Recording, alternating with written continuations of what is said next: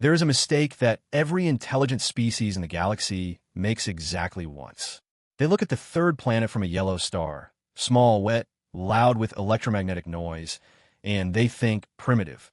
They see a species still burning fossils for warmth, still killing each other over imaginary lines drawn in dirt, still looking up at the stars with that naked, unsettling hunger in their eyes, and they think, no threat. They're not wrong about the hunger. They are catastrophically wrong about everything else. The Vorith Collective sent a distress call on a Tuesday. Not because Tuesday meant anything to them. They had no concept of a 7-day cycle built around ancient human sun worship, but because Tuesday was when their star began to die, and they were desperate, and desperate creatures do not carefully research who they are calling. They broadcast on every frequency, wideband, omnidirectional, pleading. They had 17 million survivors left. They had 6 months before their system became uninhabitable. They had technology that could cross 40 light years in a single jump, weapons that could crack moons, sensors that could read the surface temperature of a planet from 3-star systems away. And they had, in their moment of maximum vulnerability, accidentally called humans. The Vorith had a word in their language, HFY, that translated roughly as the stillness before something terrible happens. It was a word with no exact equivalent in any human language, because humans tended not to pause long enough to name that particular stillness. They just moved directly to the terrible thing.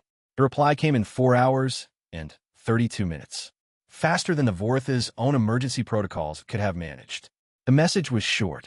It was, in retrospect, a warning they should have read more carefully. We're coming. Hold on. 2 words of comfort. 1 word of command. No questions about what had happened. No request for resource inventories, population counts, or negotiated terms of assistance. No committee formed. No treaty drafted. No 17-point humanitarian framework established. Just hold on. The Vorith High Council spent 3 days debating what it meant. They should have spent that time getting out of the way. This is the story of the one mistake the galaxy needed 400 years to stop making. This is the story of 17 million souls who sent a cry into the dark and got back something that the dark itself had spent 4 billion years failing to extinguish. This is the story of what happens when a species that evolved on a planet actively trying to kill them, a world of continental-scale geological violence, bacterial warfare, apex predator saturation, and atmospheric chemistry that would dissolve the lung tissue of half the species in the known galaxy, decides that someone needs help. The Vorith asked for rescue. What arrived was something older than rescue. What arrived was human. The star had been dying for 11 years before anyone on the Vorith homeworld admitted it out loud. That was not dishonesty. It was architecture. The Vorith Collective was a species built on consensus. 17 billion individuals organized into layered councils, each council feeding information upward with the careful precision of a machine built to prevent panic. They had evolved that way on a world so uniformly temperate, so free of geological violence and atmospheric chaos, that their primary evolutionary pressure had not been survival against an environment, but survival against each other. Social cohesion was not a cultural value for the Vorith. It was biology. A Vorith isolated from collective agreement became physically ill within 72 hours, a condition they called Verith the untethering, and it was their species' version of a death sentence. No Vorith had ever survived 30 days of Verith. The ones who tried became something else, something the collective did not talk about. So when the stellar physicists on the 3rd moon of Vorith Prime first ran their models, and the models returned numbers that made no sense, they ran them again and again. They formed a review committee. The committee formed a subcommittee. The subcommittee requested additional data. The data came back worse. The subcommittee escalated. The escalation moved through 11 layers of council review in what the Vorith considered a breakneck 3 years, and by the time the High Council of the Collective formally acknowledged that Vorith Prime Star was exhibiting pre-nova magnetic instability consistent with accelerated helium flash, they had 4 years less than they might have had if someone had simply walked into a room and said, "Our star is dying and we need to leave," but that was not how the Vorith worked. It was, in the end, how they nearly didn't survive. High Coordinator Sarethvel was the one who sat with the finalized report on the morning arrived. She was 412 years old in Vorith standard years, middle-aged by their reckoning, which mapped to roughly 55 in human terms, though the Vorith did not know that yet. She had silver-blue banding along her secondary membrane, the coloring that indicated high cognitive stress in her species, and she sat with the report for a long time before she called her council together. The report was not long. It did not need to be. 17 pages of technical data, 3 pages of modeling projections, 1 page of conclusions. The conclusions were simple. The star had entered an unstable phase that their best science estimated would culminate in a helium flash event in approximately 18 Vorith months, roughly 22 standard galactic years. The helium flash itself would not destroy the planets immediately. The radiation surge would render the inner 3 planets uninhabitable in hours. The gravitational disruption would follow over the subsequent months. Vorith Prime had a population of 17 billion. Their colony worlds held another 4 billion. The colony worlds were far enough from the star to survive the initial flash, but would experience catastrophic climate disruption within a decade. 21 billion people. 18 months. Their fleet capacity, their entire fleet, every transport vessel, every cargo hauler, every military ship converted to evacuation duty, could move approximately 40 million individuals per year under maximum operational stress. Sareth Vell was good at mathematics. She did not need a committee to tell her what those numbers meant. She sat with it for 6 hours, alone, which was the closest a Vorith of her standing could come to privacy.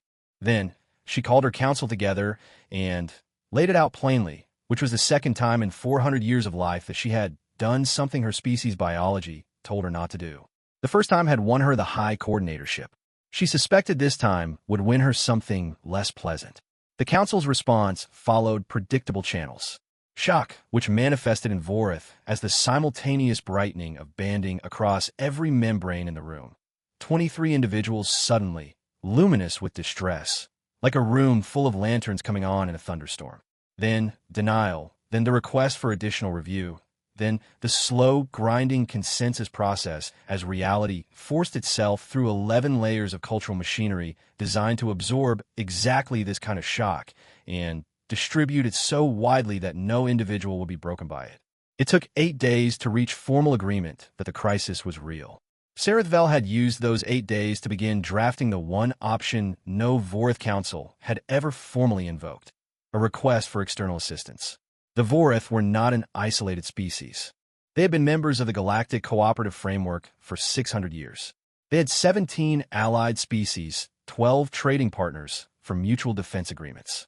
They had, in theory, a network of relationships that an emergency of this scale was precisely designed to engage. In theory, all Sareth Vell needed to do was file the request, and the machinery of interstellar cooperation would begin to move. In practice, the Vorith knew exactly what their allies could offer. They had reviewed it quietly, carefully, over the first 3 years of private crisis acknowledgement. The Thellery could offer 600 transport vessels, enough for perhaps 4 million people over 18 months. The Christian Dominion could offer logistical support and resettlement land on 3 of their outer colony worlds, capacity for roughly 200 million.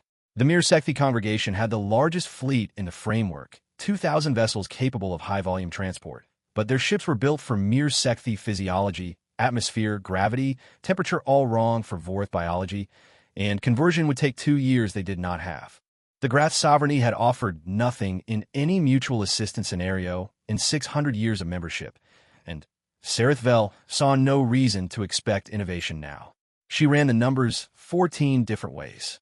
Every configuration, every combination of allied assistance, every optimistic projection. The most favorable scenario, every allied species contributing maximum capacity, every logistical problem solved instantly, every resettlement planet immediately habitable, moved 600 million people, 3% of the population. She sat with that number for a long time. Then, her aide, a young council apprentice named Kethorin, who was efficient and loyal and very good at not showing when he was terrified, quietly placed a second document on her desk. It was not a formal report. It had not come through official channels. It had been compiled by a junior analyst in the External Civilizations Division who had apparently spent the last 2 years doing something that no one in that division had done before: reading human data carefully. The document's title was simple: Anomalous Metrics, Soul System Civilization, Species Designation, Human, Terran, or Deathworlder. Sareth Vell picked it up. She read it twice. Then, She read the section marked fleet capacity 3 more times because the numbers did not parse correctly on first reading, and she kept thinking she had misunderstood the unit conversions. She had not misunderstood them. The humans have been a framework observer species for 40 years. Not yet full members, still in the evaluation period that most species completed in 20 years, but which the humans had extended through a combination of what framework diplomats politely called independent strategic posture, and what the Vorth analyst document called. In a footnote that Serethvel suspected had gotten the young analyst a formal reprimand. Asterisk, they keep building ships faster than we can count them, and nobody on the committee wants to think about why. Asterisk, the framework observer designation meant the humans had access to framework communication channels, but no voting rights, no formal mutual defense commitments, and no binding obligations. They were officially guests, evaluated guests. Guests who had been very quietly building the third largest independent fleet in explored space over the course of 40 years, while everyone politely pretended not to notice. Because noticing would have required a conversation that the framework's consensus machinery was not designed to have. The analyst document included a cultural assessment section that had clearly been written by someone who had spent a significant amount of time reading human historical records and was still processing what they had found. The section was titled Notes on Human Response to External Crisis, Non-Theoretical, and contained 17 documented historical incidents in which humans had responded to emergency situations from other species. 3 of them involving framework members, 14 involving pre-contact civilizations, with what the document described as immediate, disproportionate, and largely unrequested material commitment. One of the case studies was annotated. Astra's human forces arrived with 340% more resources than the crisis required. When asked why, the senior human commander stated, and I have translated this as carefully as I can, "We don't do things halfway." Asterisk Serethvel put the document down. She looked at the ceiling of her office, which was curved and pale, and had a small crack in the plaster that her aide kept trying to schedule repairs for, and she kept telling him to leave alone because she found the imperfection somehow comforting in a way she had never been able to explain. Then, she looked back at the document. The humans were not framework members. There was no formal mechanism for requesting their assistance. There was no treaty, no established protocol, no mutual obligation framework. Asking them would mean broadcasting an open distress signal, wideband, unencrypted, the galactic equivalent of screaming into a room and hoping the right person heard, and then waiting to see if the beings who had built the third largest fleet in explored space while everyone politely looked away chose to respond. It was not consensus. It was not protocol. It was not the Vorth way. It was the only option Serethvel could see that touched 21 billion. She called Kethorn back into the office. He entered with the practiced stillness of someone who had learned to read his coordinator's moods and was currently reading something that made his membrane banding go very quiet. "Prepare an external distress broadcast," Serethvel said. "Wideband, framework frequencies, and non-framework open channels both. Full spectrum." Kethoran's banding flickered. "That will reach the human monitoring stations." "Yes. There is no protocol for human response. We have no existing, I know. The Council will need to review. The Council will review it after the broadcast." Kethoran was silent for a moment. He was 26 years old, and this was the most significant decision he had ever been present for, and he had the intelligence to understand that. His membrane stayed quiet for a long 3 seconds.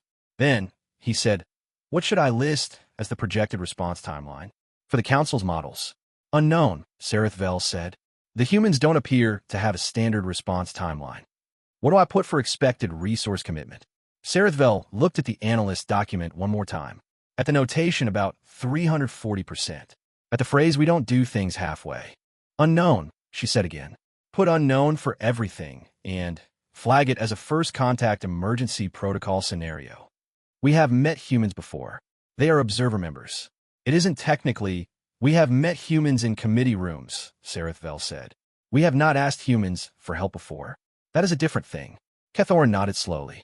He was beginning to understand. He prepared the broadcast.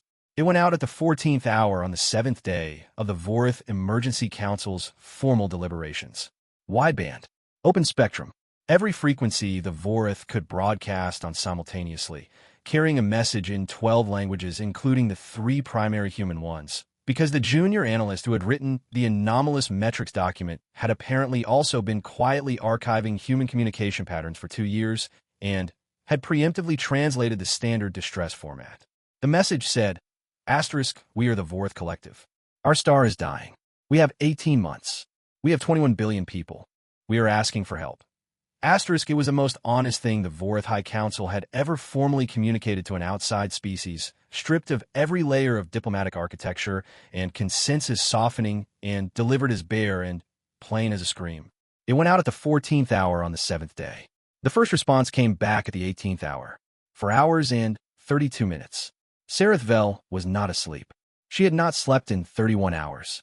She was sitting with the analyst document and a cold cup of something she had stopped tasting 3 hours ago when Kethorin appeared in her doorway with an expression she had never seen on a Vorth face before, something between awe and a very deep, biological category of unease, the look of a creature that has heard a sound from just outside the firelight and cannot tell yet if what made it is dangerous or not. "There's a response," he said. "From whom?" "From the humans." He paused. "And from the Human Fleet Command specifically. Not their diplomatic office. Their Fleet Command," said Otveld. "What does it say?" Kethorin looked at the message in his hand. He had read it 6 times in the corridor. It still felt, each time, like a sentence that should have more words in it. "We're coming. Hold on." Sareth Vel stared at him. "That is the complete message." "Yes. No questions about the nature of the crisis?" "No. No request for population or infrastructure data?" "No. No terms? No preliminary framework for words." Kethorin looked up from the message. His membrane banding was doing something she had never seen it do before, cycling rapidly between distress bright and something that had no name in Vorth emotional taxonomy, something that lived between terror and overwhelming relief. They also transmitted a navigational acknowledgement. "Standard jump corridor request through framework space. I checked the coordinates, and they are not coming from their nearest monitoring station." His voice was very quiet.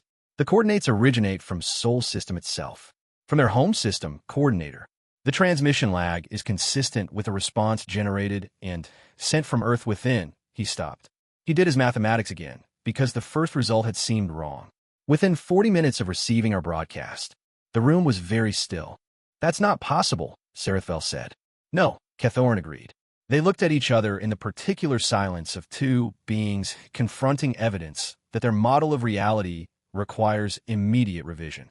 "They were already mobilizing," Sareth Vel said finally. "That would be the only explanation consistent with the data. Before we send a broadcast." "Yes." Kethorin placed the message carefully on her desk. "There is a secondary transmission attached. Lower priority header. It came from what appears to be a human non-military administrative office." "What does it say?" He read it without looking at the paper because he had memorized it in the corridor.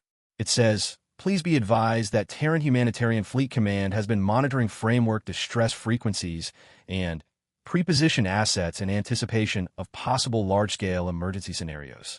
Current mobilization is consistent with Operation Standing Wave Protocol. Estimated first contact arrival, 11 days. Full fleet deployment, 22 days. Ambassador designate and support staff will arrive with first contact group. Please prepare landing coordinates for a fleet of approximately." He stopped reading aloud. "How many?" Sareth Vel asked. He told her. She sat down, not because her legs had stopped working, because the number required sitting with, the way certain truths required sitting, the way the original mortality projections for her species had required sitting, but in the opposite direction, an opposite category of number, something her mind had to find new architecture for. "That is more ships," she said slowly, "than the mere Sekthi congregation's entire military and civilian fleet combined."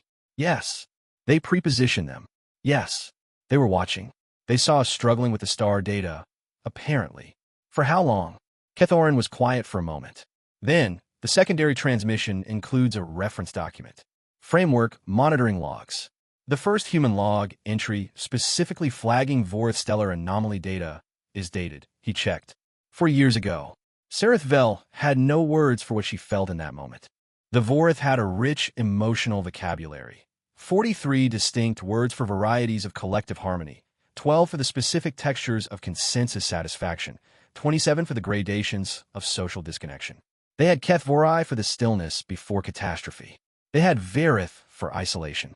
They had a word, Sorelmach, for the specific feeling of being seen and understood by one's collective in a moment of personal difficulty. They had no word for being seen across 40 light years by something that was not your collective, that operated on no principle your biology recognized, that had watched your star dying for 4 years in silence, and said nothing, and built nothing, and prepared everything, and that responded to your scream in 4 hours and 32 minutes with 2 words and an Armada. Sarethvel looked at the message on her desk. We're coming. Hold on. Asterisk, she thought about the analyst document. About we don't do things halfway. About the crack in her ceiling that she had never had repaired because the imperfection was somehow comforting. She thought about 21 billion people and 18 months and the mathematics of 3%. Then she thought about whatever was currently moving through jump space toward them, prepositioned, watching, quiet, ready, and she felt something that did not have a name in any language she knew. The closest she could get to it in Vorith, she decided, was an existing phrase. The Deathworlders are coming. Asterisk, it meant nothing to her people yet. In 11 days, when the first ships broke from jump space above Vorith Prime and filled their sensors from horizon to horizon, it would mean something new, something that would require, eventually, a new word. She looked at Kethoran. Wake the council, she said. All of them. Now, what should I tell them? She picked up the message. Read it one more time. 2 words of comfort. 1 word of command. Tell them, she said, that the humans answered. The ships came out of jump space on the 11th day, exactly as promised. Vorith Prime's orbital sensor network had been running continuous sweeps for 72 hours before the arrival, because Kethoran had decided on his own initiative, an unusual act for a species whose biology ran on collective agreement, and one that would later make him something of a minor legend in Vorith administrative history, that he wanted to know the exact moment, and he did not want to be asleep when it happened. He had assigned himself to the monitoring station personally. He had told no one why. He had simply sat there with his membrane banding low and controlled and his eyes on the long-range sensor display, watching the frequency that marked active jump corridors, and he had been awake for 41 hours when the readings changed. The first signature was small. A single corridor opening, standard size, consistent with a light transport or advanced scout. Expected. Every species with jump drive technology sent scouts ahead of a main fleet. It was the galactic equivalent of knocking before entering. The second signature opened 14 seconds later. Then the third. The fourth through the ninth opened simultaneously, 30 seconds after the second. The sensor display began returning data that Kethoran's mind refused to process correctly, because the values were outside the range the system's display had been calibrated to show. He watched the color-coded jump signature indicators stack and stack and stack on the screen, each one representing a vessel above minimum displacement threshold, and he counted them the way you count things when you're not sure you're counting correctly, and you need to do it again to be certain. He counted them 3 times. Then he opened a channel to High Coordinator Sarethvel's personal comm and said, very quietly, "They are here." She had been awake. He had known she would be. How many? She asked. He told her. There was a silence that he would remember for the rest of his life. That can't be right, she said. I have counted 3 times. Another silence. The sensors are calibrated for, I recalibrated them 4 hours ago. He paused. Coordinator, they're still coming through. The corridors are still open. I don't think that number is final yet. He heard her exhale. In Vorith, that specific exhale, slow, deliberate through the secondary membrane vents, was an involuntary response to cognitive overload. He had heard it from her exactly once before, on the day the first mortality projections had been confirmed. It was the sound of a mind reorganizing itself around a new and overwhelming fact. Give me a visual, she said. He switched the display to optical sensors, the ones designed to provide visual confirmation of objects in near-orbital space for close-range operations. They were not designed for long-range. He had to use the wide-field astronomical array, the one that normally tracks stars, and even then, the image that came back was not photographic in any conventional sense. It was a density map, a thermal overlay, a rendering of electromagnetic shadow, because there were so many objects in the approach corridor that they were collectively blocking a measurable fraction of starlight. The image looked like a storm front moving through space. Not metaphorically, The human ships were running their drives in tight formation, and the combined exhaust and radiation output was producing sensor readings that Kethoran's system automatically classified as atmospheric event before he overrode the classification. A storm, moving fast and organized, the way storms in Vorith Prime's temperate climate never moved, because Vorith Prime storms were gentle, diffuse, consensual in their own meteorological way, and whatever was coming toward them from jump space was none of those things. He thought about the analyst's document, about the phrase prepositioned assets. He had understood the words individually when he first read them. He had not understood them the way he understood them now. They had built this ready. They had looked at the galaxy, identified the places where something might go wrong, and built the capacity to respond before anything had gone wrong. Because for humans, apparently, the question was not if, but when, and when the when arrived, they intended to already be moving. The first ship to reach visual range was not the largest. It was, Kethoran understood, only later, the one they always sent first, a vessel designated in human military notation as a diplomatic contact approach ship, which sounded gentle and administrative until you saw how they had built it, which was with the same structural philosophy they applied to everything, protected from every angle, redundant in every system, fast enough to leave anything in explored space behind, and armed, as Kethoran's weapons analyst colleague would note later with an expression of profound professional unease, thoroughly. The ship took up a stationary position above Vorith Prime's primary population center and opened a communication channel. The frequency was framework standard. The voice that came through spoke Vorith. Not well. There was a processing delay that indicated real-time translation, and the tonal inflections were slightly wrong in ways that a native speaker found mildly jarring. But it spoke Vorith because in the 11 days of transit, someone on that ship had loaded a language program and worked it. This is Ambassador-designate Commander Elena Vasquez, Terran Humanitarian Fleet Command, Vessel Steady Hand. I am requesting permission to establish ground contact at your discretion. We have brought. There was a brief pause. A lot of ships. We can begin coordinating logistics immediately if you're ready. No ruse. Take the time you need.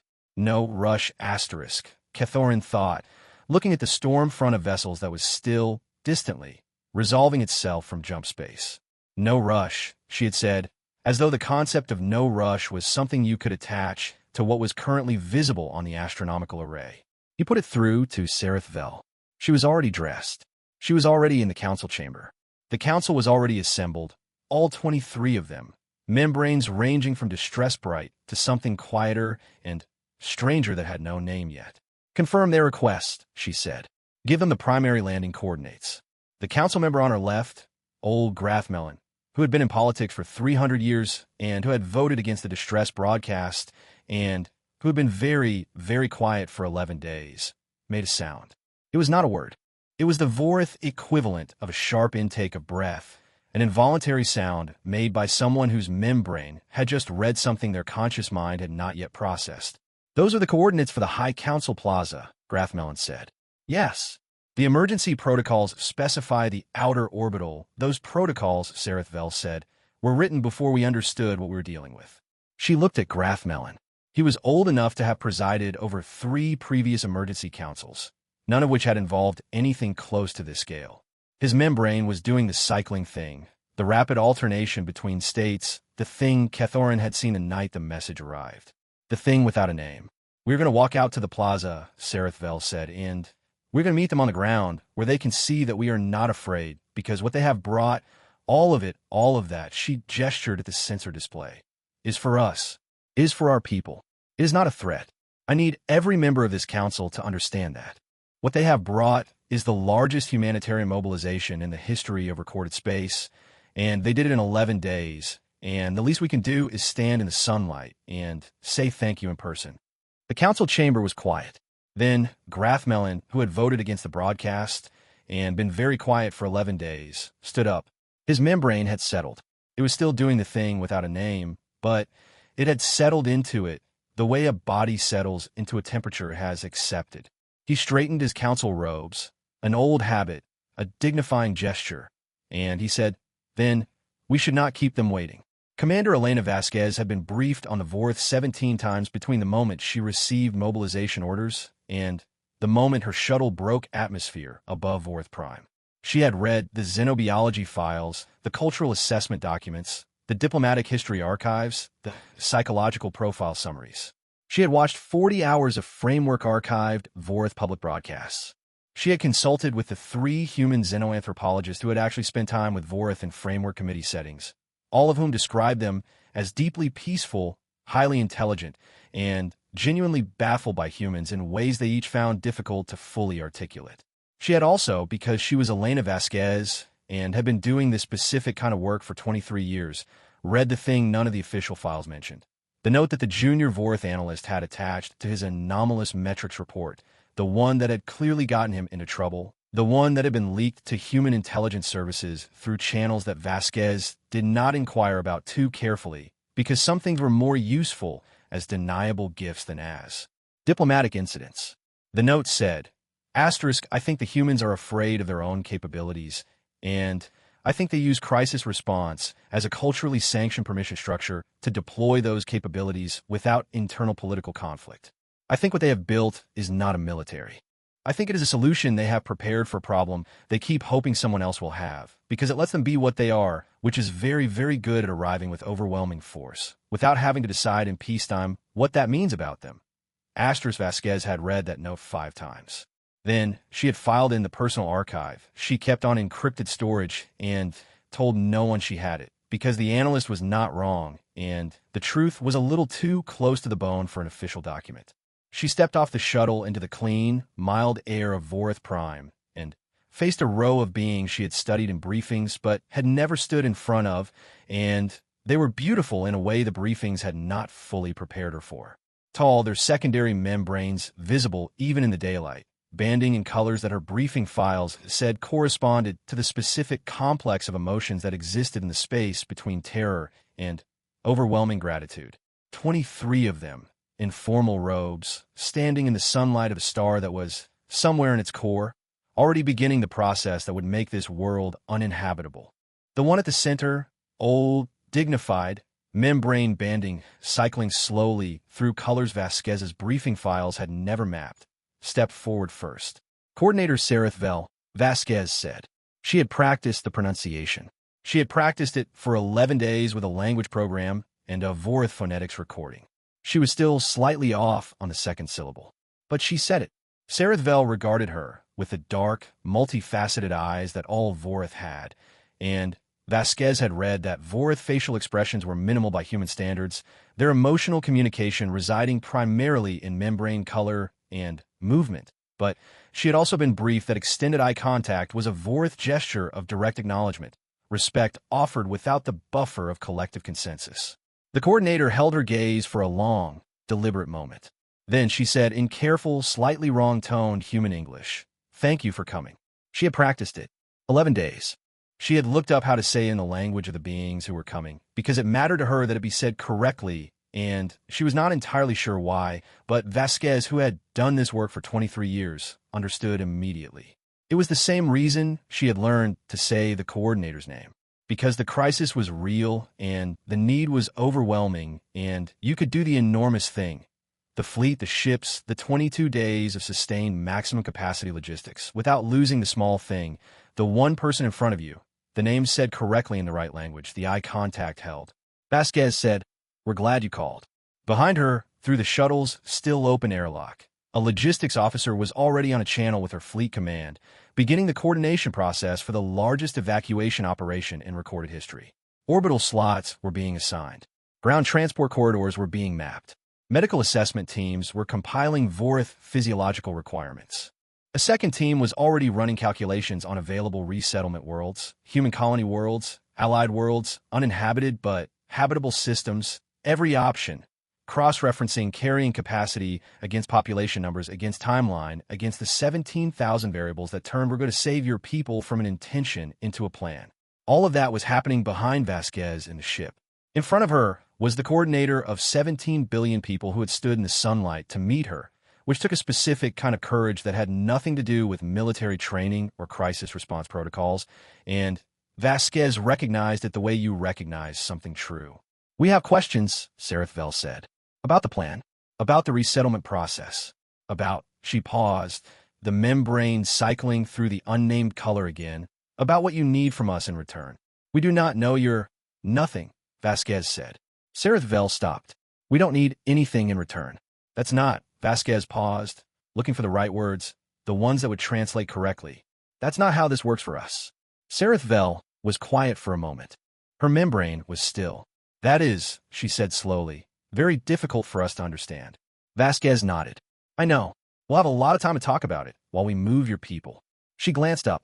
The storm front was above them now, resolved from the astronomical abstraction of the sensor overlay into individual vessels, each one a specific shape against the pale sky. We have. She considered how to say the next part.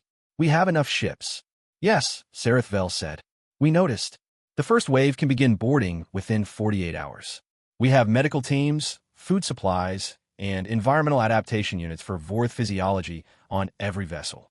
We've been converting quarters for the last 11 days.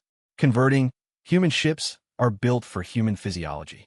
Different atmospheric mix, different gravity standard, different temperature range. We've been modifying the interior systems on the transport vessels to Vorth specifications since we left Sol. Vasquez smiled. It was the expression her briefings had identified as a human signal of warmth and goodwill, though they had noted that Vorth found a showing of teeth an ambiguous gesture, and she had been advised to keep it small. We didn't want you to be uncomfortable.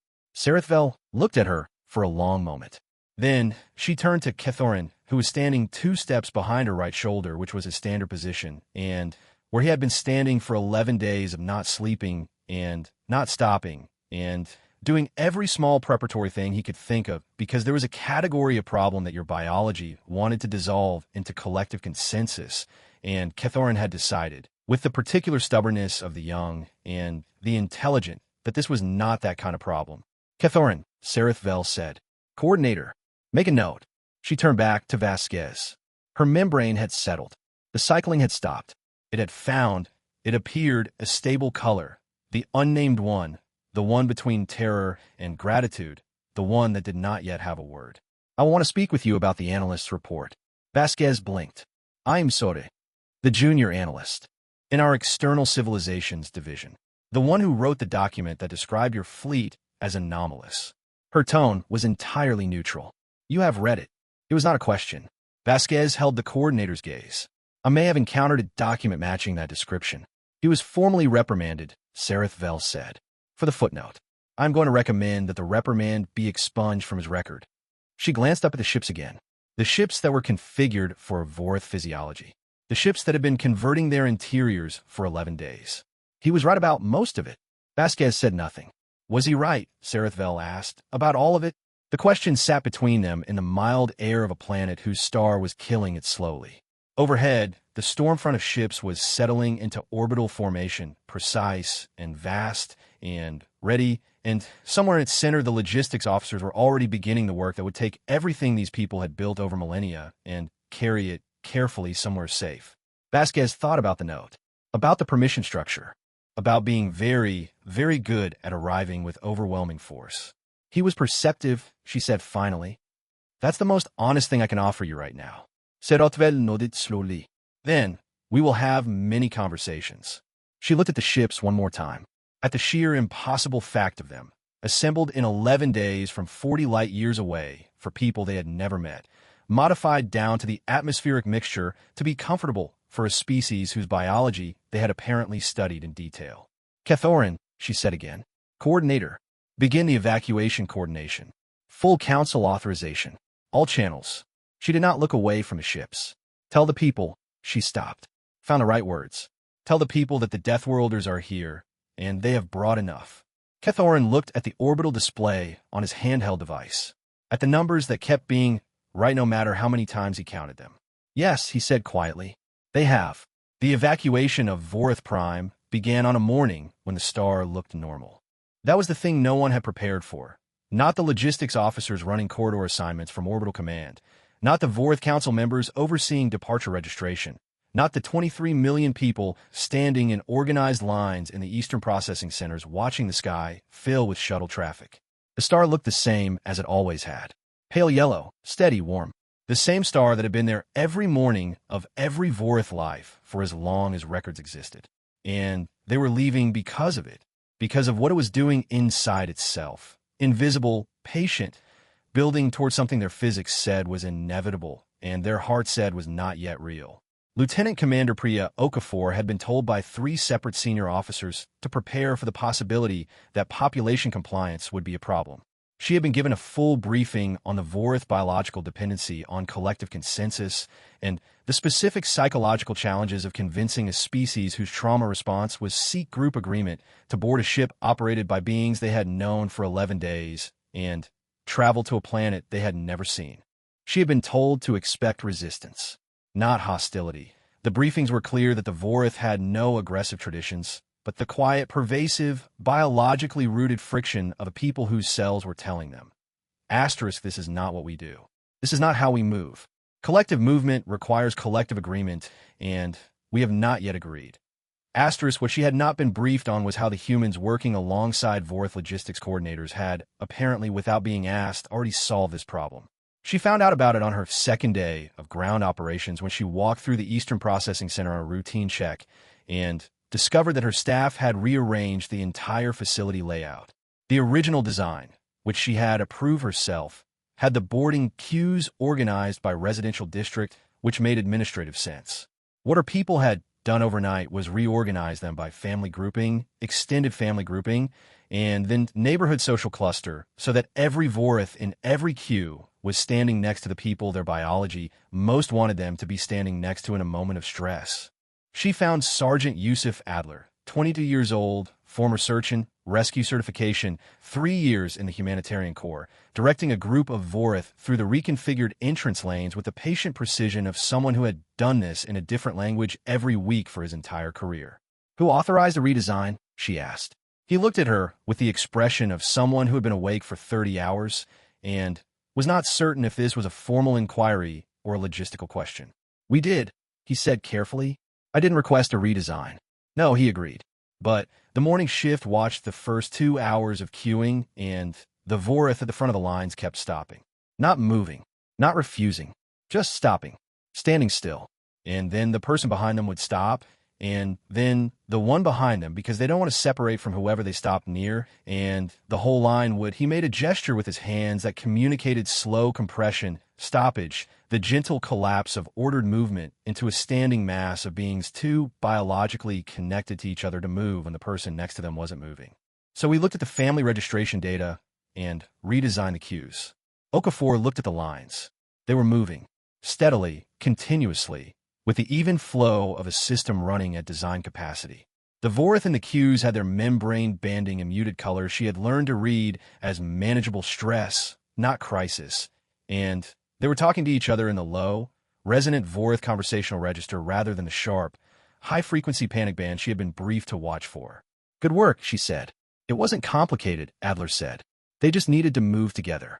This was the thing that Okafor would later describe to a journalist, 3 years after the evacuation ended, sitting in an office on a planet that had not existed as a settlement world before any of this happened, as the essential fact of the operation. Not the ships, not the logistics architecture, not the scale of the undertaking, which was genuinely unprecedented and which generated the headlines and the historical records and the framework assembly debates. The essential fact was that 80,000 humans scattered across the ground teams and orbital stations and medical facilities and resettlement coordination centers made 17,000 small adjustments in the first week that nobody had authorized, nobody had requested, and nobody had designed in advance because they were watching, because they noticed things, because they were from a world that had spent 4 billion years killing them in new and creative ways, and the survivors were the ones who had learned to read a situation fast and adjust before they were asked to. Sergeant Adler redesigned the queue layout. Corpsman Fatima Chun, running medical intake on the Western Processing Center's second floor, noticed that Vorith children, whose membrane banding was not yet fully developed and whose distress responses therefore came out as behavior rather than color, were becoming increasingly agitated during the medical screening process, which involved an extended period of physical separation from their family unit. She redesigned the process in 4 hours to allow the nearest adult family member to remain in contact throughout. Distress incidents dropped by 91% before noon. Captain Marcus Webb, commanding the Orbital Logistics Coordination Node, noticed that the Vorith fleet officers assigned as liaison counterparts were struggling with the human command structure's decision speed. Human military hierarchy made decisions in minutes. The Vorith equivalent made decisions in hours because anything significant had to circulate through 3 layers of consensus review. Webb had 2 options: slow down to match them, which would have reduced boarding throughput by an estimated 40%, or find a different solution. He spent 40 minutes with his senior Vorith liaison officer, a quietly brilliant being named Sothkara who had been running on minimal sleep and who reminded Webb, in some quality he couldn't name, of his grandmother. He asked Sothkara to identify 5 Vorith council members who were comfortable functioning as pre-authorized decision points, who could receive human operational data and give immediate assent on behalf of their council tier without the full circulation process. Sothkara identified them in 20 minutes. The hybrid decision structure went operational before the end of the day. By the end of the first week, it was running faster than either pure human or pure Vorith protocol would have managed alone. None of these things appeared in the official operational reports. They were adjustments. They were the work. The work, by day 7, had moved 4 million people. High Coordinator Sarith Vel worked 18 hours a day for the first month. This was not unusual for her. She was 412 years old and had built her reputation on the kind of sustained focus that made younger council members quietly exhausted just to watch. What was unusual was that she spent most of those hours not in the council chamber, but in the processing centers, the orbital coordination stations, and the long pre-flight staging areas where her people waited in family clusters to begin the transit that would end a life they had known and start something that had no word yet. She did not tell her council why she was doing this. She suspected Kethorin knew, because Kethorin knew most things she did not say out loud. The answer was simple. She needed to see it. She needed to watch her people board the human ships because she had made the decision to call for help, and she needed to be present for what that decision meant in the individual, specific, irreducible terms of each face and each family and each small bundle of carry belongings and each moment when someone looked up at the ship above them and breathed out and stepped forward. On the 9th day, she was in the Southern Processing Center's upper observation deck when Ambassador Vasquez found her. Vasquez had a quality Sarith Vel had noticed on the first day and kept noticing. She moved through spaces as though she was reading them, her attention tracking multiple things simultaneously with an efficiency that Sarith Vel associated in her own species with high-functioning crisis coordination. It was interesting to see it in a being from a species that had apparently evolved it as a baseline. "You should be sleeping," Vasquez said. "So should you. I'm human. We're terrible at it." Vasquez stood beside her at the observation window. Below them, a line of perhaps 300 Vorith moved through the boarding corridor toward a shuttle that would take them to a transit vessel. A family at the front, 2 adults, 3 children, 1 elder, paused at the threshold of the shuttle ramp and looked back. A reflex. A last look at the light. Does it become routine? Sarith Vel asked. The logistics? The leaving. For the people doing the leaving. Does it become? She looked for the word. We have a concept. Sorry Verith. It means the specific grief of collective displacement, the severing of shared place. It is, she paused. We have built 17 colonies over 600 years. We have moved populations before. Not like this. But we have the concept. And I am watching my people leave, and she stopped. Vasquez was quiet for a moment. No, she said finally. It doesn't become routine. I've run 14 major displacement operations. Every one of them, she paused. Every single face at the threshold. You see the same thing every time. The last look back. It doesn't stop meaning something.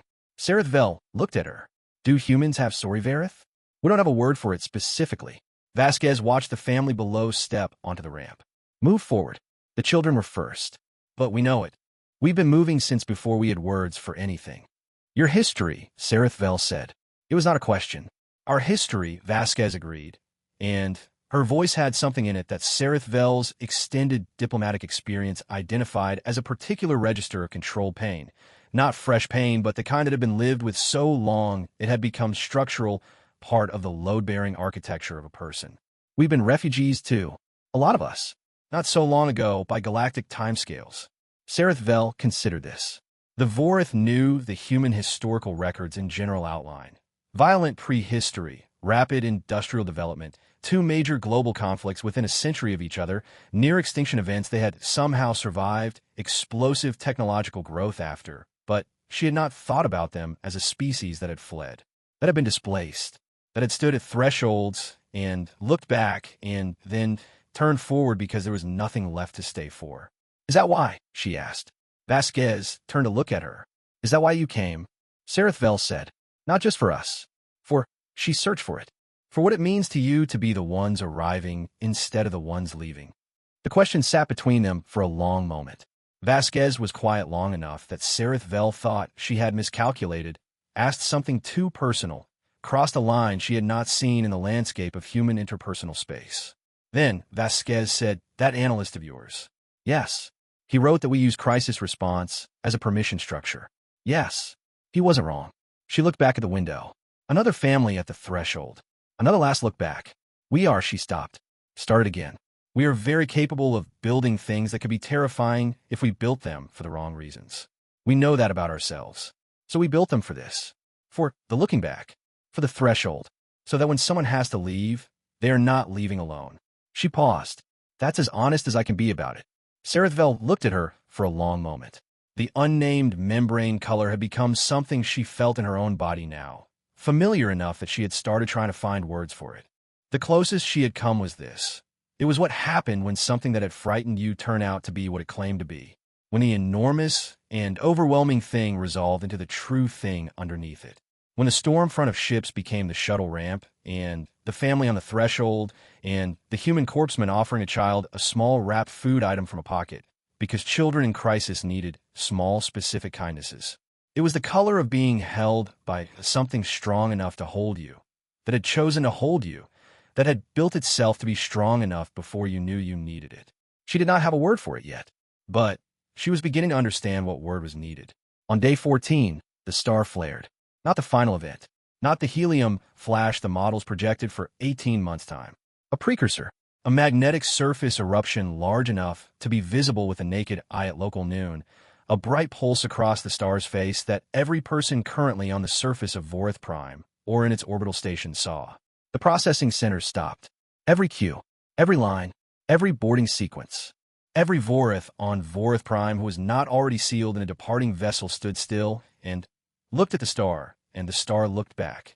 Okafor was in the main processing hub on the northern continent when it happened. She watched the stillness roll through a crowd of 40,000 people like a visible wave, membrane banding going bright across the entire facility simultaneously, the collective terror color lighting the space like something had thrown every switch at once. She had been briefed on this. She had a protocol for it. She reached for her comm to begin the calm down broadcast sequence. Then she stopped because Sergeant Adler, who was somehow always in the right place, was already doing something that was not in the protocol. He had walked to the center of the processing hub's main floor, and he was standing in the open space, visible to the entire crowd, and he was looking at the star too. He had tipped his head back and was looking straight at it through the transparent ceiling panels. This young human in a Corps uniform who was from a planet that had tried to kill his species in 700 different ways and had not managed it. And his face was the specific face of someone who is frightened and is choosing to stay anyway, which was different from the face of someone who is not frightened. And the Vorith around him could read faces even if they read them differently, and they were watching him. He stood there for 30 seconds. Then he looked back down and looked at the nearest Vorith, a middle-aged individual clutching a travel case with both pairs of hands, and he made a gesture that was in the briefing files as a human signal of continue moving forward.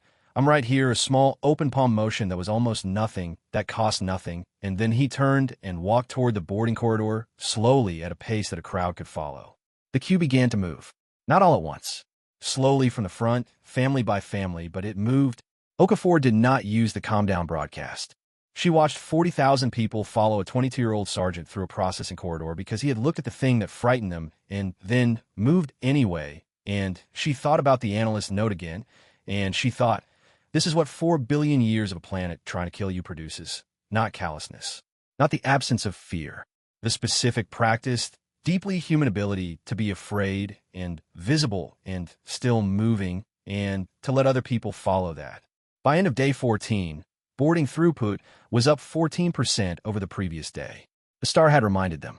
The humans had not let them stand still in what it meant. The work continued. The framework assembly convened an emergency session on the 43rd day of the Vorith evacuation. This had been, Vasquez reflected, entirely predictable.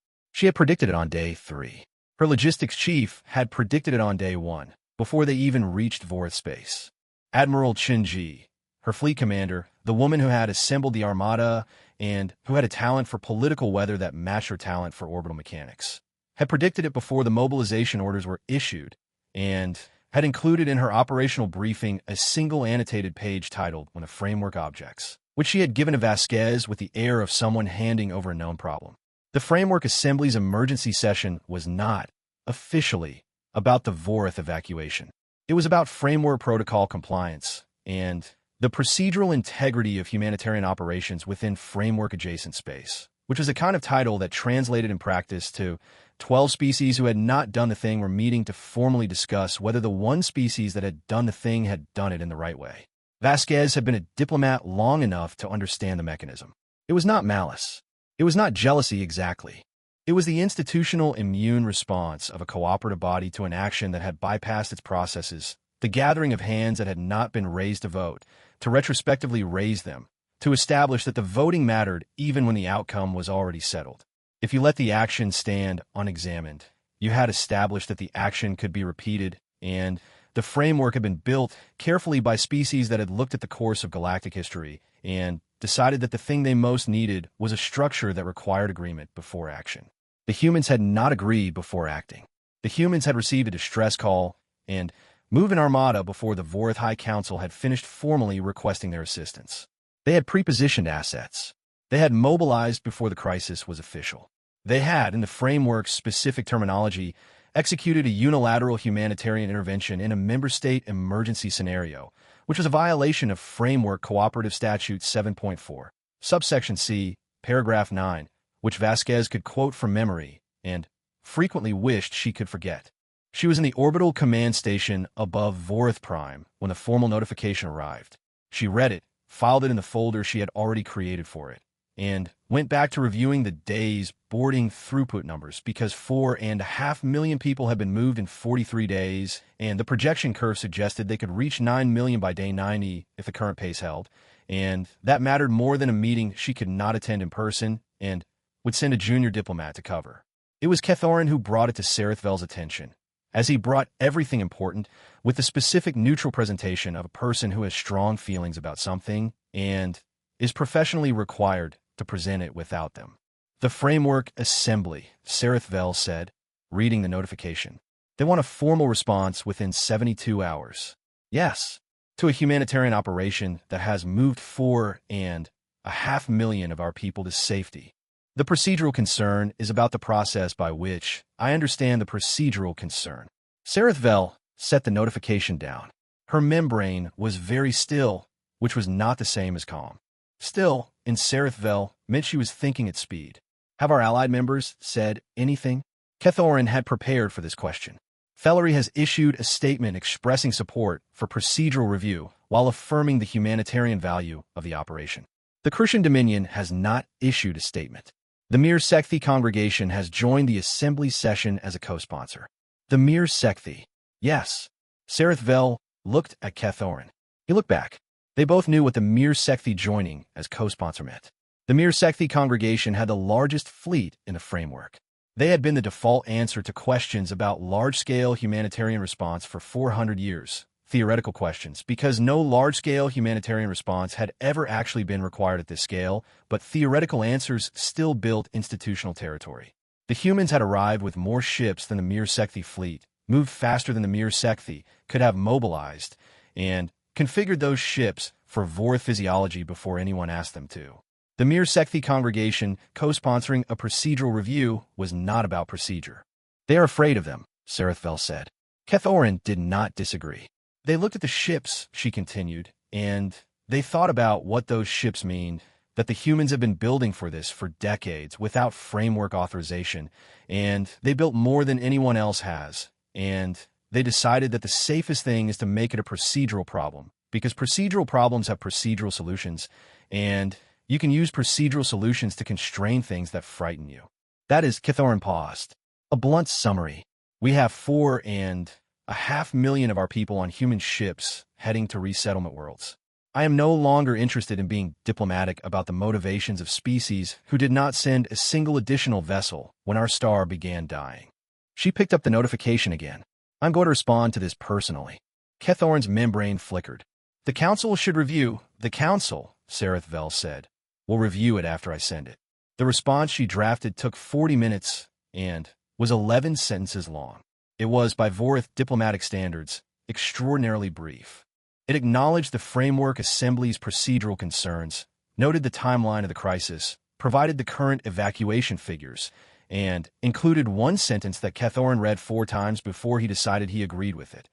Asterisk, the Vorith Collective submits that procedural compliance is a standard that exists in service of outcomes, and that the appropriate measure of this operation's legitimacy is not the sequence of approvals obtained, but the number of our people now safe aboard ships that were here when we needed them. Asterisk, it was not consensus language. It was not softened. It was a Vorith High Coordinator saying, plainly, that her people were alive, and she knew who had made that happen. She sent it.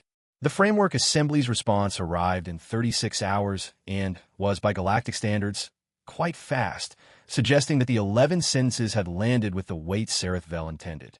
Vasquez was briefed on the exchange by her political liaison, who summarized it with the tired precision of someone who had seen this specific category of institutional conflict 17 times and was no longer surprised by any of it. The Assembly had accepted the Vorith response for the record, opened a working group to review framework humanitarian intervention protocols, and this was the part Vasquez filed carefully, issued a separate private communication to Terran Fleet Command requesting a formal accounting of prepositioned asset deployment and the intelligence gathering that had preceded it. She brought this to Admiral Chin-Ji, who was in the Orbital Command Station's Secondary Operations Center running resettlement world allocation models, and who looked up from her display with the specific expression of a person who has been expecting a knock on the door for 43 days. How formal do they want it? Chin-Ji asked. They used the phrase full transparency and disclosure. That's very formal. Yes. Chin-Ji looked at her display for a moment. The resettlement allocation models were running a new scenario, a habitable system 3 jumps from the closest human colony cluster that survey teams had flagged 2 years ago as suitable for a large-scale settlement, atmospheric composition compatible with Vorith biology, 3 stable landmasses, no existing population. The models were showing that it could support a permanent population of 800 million with current terraforming technology and a 15-year development program. Chin-Ji had flagged this system, personally, for years ago, when Avora stellar anomaly data first came through. She looked at Vasquez. How do you want to handle the response? Honestly, Vasquez said. Chin-Ji raised an eyebrow. They're going to keep being afraid of us, whether we are transparent or not, Vasquez said. The question is whether we want to be afraid of their fear. And I don't. She sat down across from the Admiral. We built what we built for the reasons we built it. We moved when someone needed help. If the framework wants a full accounting of that, we can give them one, and the accounting will say, we watched, we prepared, we came. There is nothing in that accounting we should be ashamed of. Chin-Ji was quiet for a moment. The Mir Sekthi are going to push for operational constraints, she said. Limits on prepositioning. Advance notice requirements. They're going to try to write rules that make it harder to do exactly what we did. I know. And the next time someone's star is dying, those rules will be the reason we take longer to get there. I know that too. Chin-Ji looked at her display again. At the resettlement world with the 3 stable land masses and the compatible atmosphere, sitting in its database entry like a fact that had been patient enough to wait. I flagged that system 4 years ago, she said. I know. The survey team thought I was being unnecessarily cautious. The system had no current population, no projected need, nothing in the framework emergency scenarios to justify fast-tracking the development assessment. She paused. I did it anyway. Because you were watching? Because I was watching. She closed the model and looked at Vasquez. Write them an honest response. All of it. The monitoring, the flagging, the prepositioning, the conversion of ship interiors, the language programs. She stood up. If they decide to write rules that constrain what we can do the next time, let them do it with full knowledge of what they are constraining. Vasquez wrote the response that afternoon. It was 53 pages and contained every piece of documentation she could assemble, monitoring logs, prepositioning orders, mobilization protocols, the interior conversion specifications, the language learning records, the resettlement world survey data. It also contained, in the appendix, Admiral Chinji's personal note from 4 years ago flagging the Vorith stellar anomaly data, which read in its entirety, *mark this. This is a population-level event in the making. If it becomes what the models suggest, we will want to be ready to move fast. Begin preliminary asset assessment. *1 person. One note. For years before the call, she sent it. On day 51, something happened in the resettlement convoy that nobody had designed and nobody could have planned for. One of the transit vessels, a medium-range human transport designated patients, carrying 47,000 Vorith from the northern continent's processing centers, experienced a partial atmospheric recycling failure in Section 7 of its residential decks. Not a catastrophic failure. The air remained breathable. But the temperature regulation failed in the same section, and for Vorith, whose biology had evolved on a world with an extraordinarily narrow temperature comfort range, the 12-degree variance from standard produced widespread physical distress. Not life-threatening, but the particular acute misery of a species being cold in a way their bodies had never developed tolerance for. The repair crews fixed the system in 4 hours. During those 4 hours, the human crew members on patients, engineers, medical staff, logistics personnel, the galley team, the communications officers, did something that the ship's official law recorded as crew welfare response, all sections but which 47,000 Vorith remembered in much more specific terms for the rest of their lives. They brought blankets, not the standard issue environmental regulation wraps that were in the emergency supply inventory. Their own blankets, the personal items from their own quarters. Every off-duty crew member on that ship who owned something warm brought it to Section 7 and distributed it to whoever was cold. A human engineer named Darko Petrov, 29 years old, from a family that had been refugees twice in living memory and who had joined the humanitarian corps because of a story his grandmother told him once about strangers who helped, sat on the floor of Section 7 for 3 hours wrapped in his personal sleeping quilt alongside a Vorith elder whose name he could not pronounce and who could not speak his language. And they were both cold, and they sat together until the heat came back. The Vorith elder's name was Methsorak. She was 604 years old, the oldest person by a considerable margin on the transit vessel. She had been a scholar of pre-contact Vorith history for most of her adult life. She had spent 500 years studying her own species' story, the long record of a people who had built civilization on consensus and warmth and the deep biological certainty that the collective would hold you. She sat on the cold floor of a human ship with a human stranger's quilt around her shoulders, and she thought about that certainty, and she thought about how it had never, in her 600 years of living, been provided to her by something from outside the collective. Only from within. Only from her own species network, the biological web of shared identity and shared location and shared history.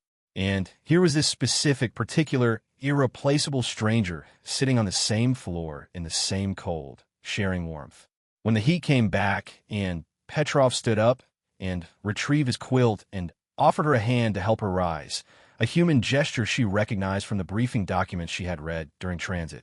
She took it, and when she said in careful, slow Vorith, the phrase that translated most closely as "thank you for staying," she saw him not understand the words, but understand something else, the thing underneath the words, and he nodded, and that was enough.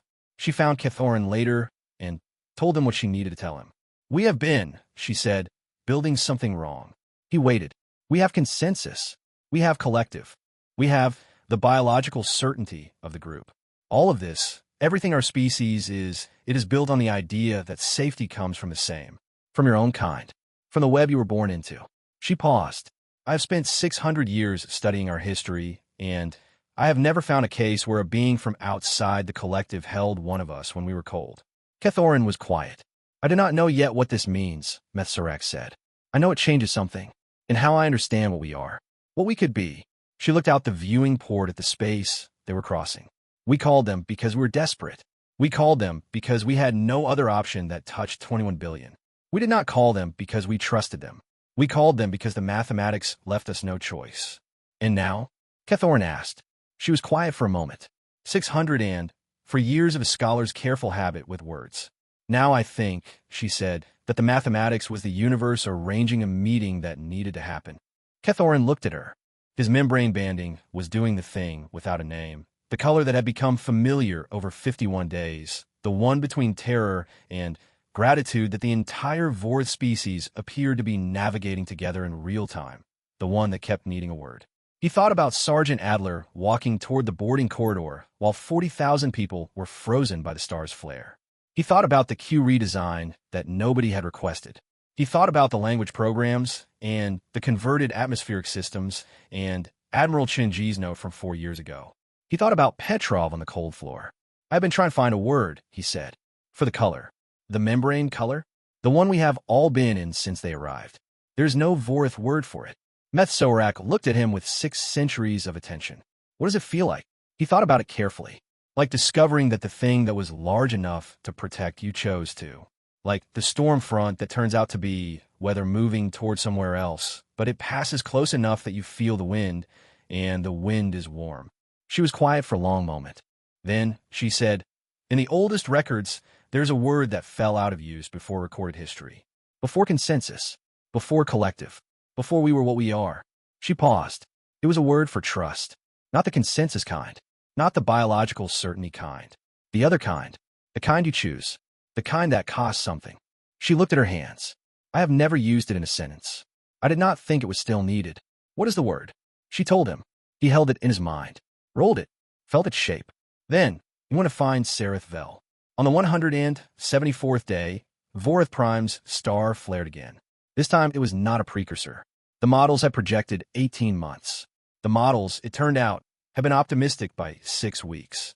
The stellar physicists had known for 3 weeks that the timeline had compressed and had, in a moment that Sereth Vel later described as the final definitive proof that her species had changed during the course of the evacuation, told her immediately, without the 11-layer review process, without the consensus circulation, without waiting until the data had moved through every tier of collective agreement. They had sent her a direct communication the same day they had the numbers. 12 weeks had become 6. Then 4. On day 174, the models were no longer projecting. They were recording. The helium flash began at 0347 local time, when Vorth Prime's sunlit face was turned away, and the star's violence was the first thing its primary planet saw when the planet's rotation brought it back to dawn. But there was no dawn. The flash hit the magnetic field of the inner system like a wave hitting a seawall, and the seawall did not hold, and the radiation front moved at the speed of light, and the speed of light when your star is 8 light minutes away means 8 minutes between the event and the consequence. Vorth Prime still had people on it. Not many. Not by the scale of what they had started with. In 174 days of operations running at maximum capacity, the evacuation had moved 16,412,911 people. 16 million from 21 billion was mathematics that still kept Sereth Vel awake at night, but it was also mathematics that kept accelerating. The infrastructure built in the first months had compounded, the throughput curve had steepened, and the projections from day 100 had suggested they might, if the star held, move the majority of the population before the end. The star had not held. When the flash alarm went out, there were approximately 900,000 people still in the primary processing zones on Vorth Prime surface. Groundside, in the staging areas, in the facilities, in the transit corridors between shelter and the processing centers. 900,000, and the radiation front was 8 minutes away, and the human ships, the enormous, pre-positioned, carefully modified human ships, were in orbit. Admiral Chinji had been awake for the last 31 hours. Her senior staff had been monitoring the stellar readings since the models had shifted, and she had pre-positioned the orbital fleet's full complement of atmospheric entry vehicles. Every shuttle, every dropship, every surface-capable transport in the entire Armada, in low orbit holding patterns beginning 26 hours before the flash because the models were narrowing, and Chinji was a woman who had written a note 4 years ago and flagged a resettlement world and who did not wait. To be certain before she prepared. 8 minutes. She gave the evacuation order at the same moment the flash sensors registered the event. One word over the fleet-wide channel. No elaboration. No confirmation request. Go. Every surface-capable vehicle in the Armada began atmospheric entry simultaneously. What happened in the next 8 minutes was the thing that the Framework Assembly's working groups would spend the following decade trying to figure out how to characterize. Not legally. Legally, it was straightforwardly within the bounds of an active humanitarian operation. They struggled with it historically, because their records contained nothing to compare it to. The closest parallel the archivist found was a human historical event that the briefing documents had cited as a reference case, a military evacuation from a beach under fire, completed under impossible conditions by an improvised fleet of civilian vessels that had been called to duty, because there was nothing else, and the alternative was unacceptable. The human ships came down through Vorath Prime's atmosphere in a volume of descent that the atmospheric sensor network registered as a weather event. 873 atmospheric vehicles in simultaneous entry burn. The friction glow of that many holes hitting air at that speed producing a light on the dawn side of the planet visible from its nearest moon. The descent pattern had been drilled and pre-planned, and the ground coordinators had been briefed, which was why none of the people in the staging areas panicked when the sky filled with falling fire. They had been told, asterisk, if the alarm sounds, do not run. Stand where you are. There will be a ship. Asterisk, there was a ship.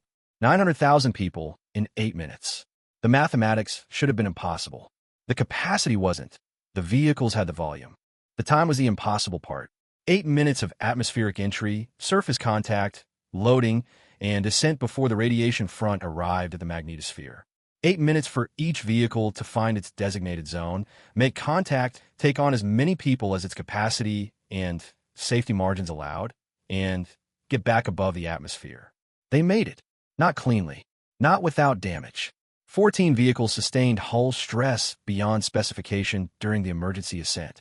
3 sustained cooling system failures that required emergency repair in orbit.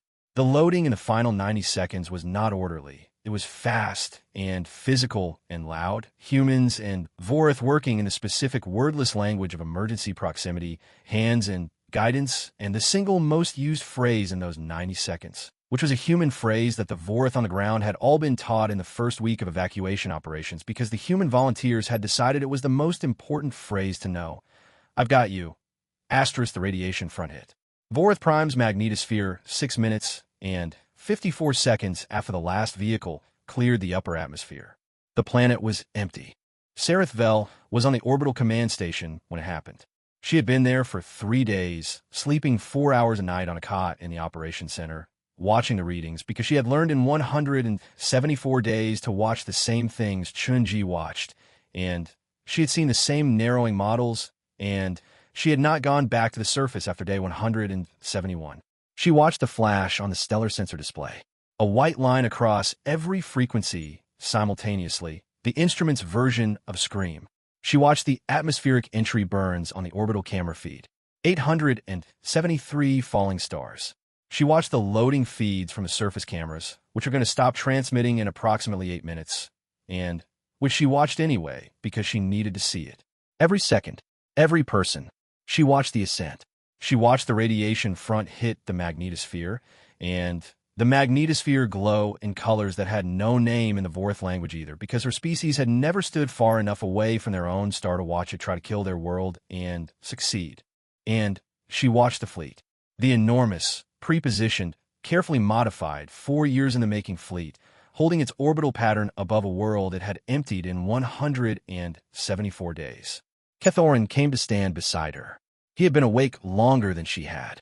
He was 27 years old, and he looked 10 years older than that. And he was going to be a person of consequence for the rest of his life, and she suspected he already knew it. Count, she said. He had already counted. He had been counting since the last vehicle's ascent confirmation. He told her. She closed her eyes. 900,000 people. 16,412,911 people moved over 174 days. The full population of the colony worlds, which had begun evacuating on day 32 when the human fleet had split its resources to begin simultaneous operations at 3 colony sites. The total, the number that the original mathematics of 3% had made feel like an impossibility. Every single person. She stood with that number for a long time. Behind her, the operations center was doing all the things it did when a phase of an operation concluded. Check-ins, confirmations, data flags, the administrative machinery of survival accounting for itself. Around her, the fleet held formation. Patient. Flushed. Still.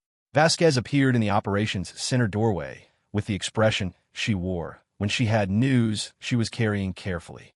She had learned over 174 days to read the difference between the news that needed to be given fast and the news that needed to be given with room around it. The count is confirmed, she said. All personnel accounted for. Serotvel nodded. She did not trust herself to speak yet. The resettlement world allocation is finalized, Vasquez continued. Primary site, the world Admiral Chun-Ji flagged, is ready to begin receiving the first settler groups. We have 3 secondary sites allocated for overflow and family preference options. The development teams have been on-site for 60 days. She paused. Your people will be in the first landing shuttles to touch ground if you want that. Sareth Vel turned to look at her. You flagged that world 4 years ago. Chun-Ji flagged it. Because she was watching? Yes. Because she was watching for us. For our star. For what was coming. Sareth Vel looked at Vasquez steadily. She did not know us. We were a species she had met in committee rooms. She read our stellar data, and she prepared a world for us. Vasquez was quiet. I've been trying, Sareth Vel said, to find a word for what I feel when I think about that. There is no Vorth word. I spoke with our historian, Methsorak. You have met her. She was on patience, and she found an old word that had fallen out of use. A word for the kind of trust that is chosen. That costs something. She paused. But that is not quite right either. Trust is what we feel. It is not. It does not describe what you did. Vasquez waited. What you did, Sareth Vel said, is older than trust. It is, you saw us before we knew you were watching. You prepared for us before we knew we needed preparation. You came when we called, and you came already ready, already knowing, already having decided. She stopped. Found it. In our oldest language, there is a concept. Kethsoreth. It is not used. It was the word, Methsorak told me, that existed before the word for collective. Before consensus. In the time when Vorth were not yet what we became. When we were smaller and more fragile, and the world was larger, and we did not yet know that the group would hold us. She held Vasquez's gaze. It means, the one who held you before you knew you could be held. The operations center was very quiet. Vasquez did not speak for a long moment. When she did, her voice had the quality that Sareth Vel had learned to recognize as the register humans used when they were moved and try not to show it, and failing at not showing it, and no longer try to not show it. That is a beautiful word, she said. It needed to be used again, Sareth Vel said. I think perhaps your species. I think you made it necessary again. She paused. I would like to propose, through whatever framework process is appropriate, that the Vorth Collective formally sponsor Terran humanity's transition from observer status to full framework membership. I would like to do it now, before the resettlement is complete, before the working groups finish their procedural reviews, before the politics have time to arrange themselves. She looked at Vasquez with the specific directness she had used on the landing field on the first day. I would like the record to show that the first nation to call them full partners was the one that called them when the star was dying. Vasquez looked at her for a long moment. I'll need to notify our diplomatic office, she said. Of course. They'll want to review the formal documentation. I know. It will take some time, Vasquez, Sareth Vel said. Vasquez stopped. You moved 16 million people in 174 days. She let that sit for exactly 1 second. I think you can handle the paperwork. Vasquez laughed. It was the real kind, the surprise kind, the kind that came from somewhere underneath the professional composure. And Sareth Vel had been watching humans for 174 days, and she had learned that the real laugh was the thing that showed you who was actually in the room. She filed the proposal while the Armada held formation, and the resettlement world turned patiently in its orbit 3 jumps away, and behind everything, behind the administrative machinery and the political calculus and the historical significance that everyone in that operation center would spend the rest of their lives being part of, there was a star that had done what stars do, and a species that had called into the dark, and another species that had already been listening. The New World did not have a name, yet when the first Vorth settlers touched ground. That was deliberate. The naming was saved. It was held for the moment when the decision could be made collectively, the old Vorth way, all voices together. The moment came on the 14th day after first landing, on a morning when the new star, different color, slightly smaller, burning steady and patient in the sky above the 3 landmasses that Chun-Ji had flagged 4 years ago, was rising and 17 million voices had all by then been asked the question. The name they chose was not a Vorith word. It was Keth-Sorath, the old word that Meth-Sorak had found in the oldest records, the word for the one who held you before you knew you could be held. Because a world, they decided, was a kind of holding. A world was the large arms of everything that might have killed you, instead choosing to carry you. And they wanted to live on a world with a name that remembered that choice.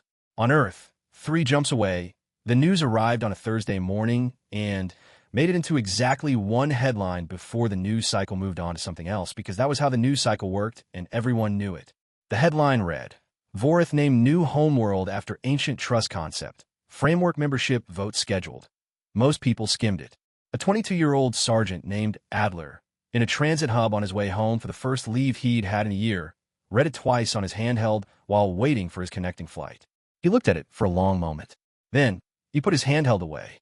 He thought about 40,000 people standing still in a processing center on a dying world. He thought about walking toward the corridor. He thought about how the mathematics of enormous things was always underneath the mathematics of one person choosing to move, and then another until something that should have been impossible became the thing that happened. He got on his flight. He looked out the window at the sky. Somewhere above it, moving patient and steady through the jump corridors of explored space, the Armada was still working. It was always still working because there was always another star, another signal, another species standing at the edge of something too large for their numbers, broadcasting into the dark on every frequency, hoping. The Deathworlders were always listening. They were already moving. Hold on. Asterisk end. Asterisk.